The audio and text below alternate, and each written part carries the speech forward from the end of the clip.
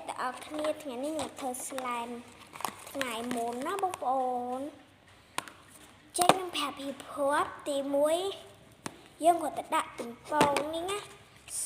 នេះគឺជាសាប៊ូនេះគឺជាទឹកកៅហើយនឹងទឹកហើយនឹងទឹកបូរិកនេះទឹកបូរិកយើងធ្វើណាធ្វើពីព្រឹកមាញ់នេះគឺជាពីងប៉ោងនេះគឺជាសាប៊ូខ្ញុំអញ្ចឹងខ្ញុំត្រូវកាត់កូរឲ្យវាចេញពណ៌សិនឲ្យវាចេញពណ៌លក្ខណៈបែបកកជាងនេះអញ្ចឹងយើងត្រូវកាត់ដាក់ពីងប៉ោងចូលពូពីងប៉ោងពូពពុះដាក់ពពុះចូលហើយនឹងត្រូវកាត់ច្បាច់ច្បាច់ដៃច្បាច់អីឯងកុំឲ្យដៃប្រឡាក់នេះតែប៉ុណ្្នឹងមកកូឲ្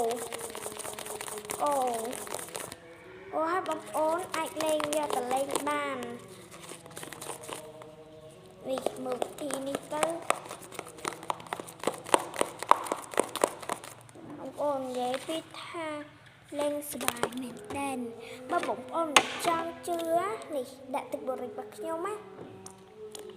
ខ្ញុំធ្វើពីព្រឹកមាញ់ខ្ញុំធ្វើពីព្រឹកនេះពេលល្ងាចនេះនិយាយទៅអ្នកទាំងអស់គ្នាមិនបាច់ប្រើអីច្រើនទេប្រើតែគ្រឿងផ្សំរបស់វាប៉ុណ្ណឹងណាវាអាចធ្វើ slime យើងបានបើយើងណាមាន spray មានអីចឹងណាដាក់ spray ក៏បានដែរតែឡើងបែបព្រិលហើយចាំមើលស្អែកវាឡើងខ្លាវាឡើងទឹកអីមកអូនលេងបានតែថ្ងៃនេះវាឡើងទឹកមកបាត់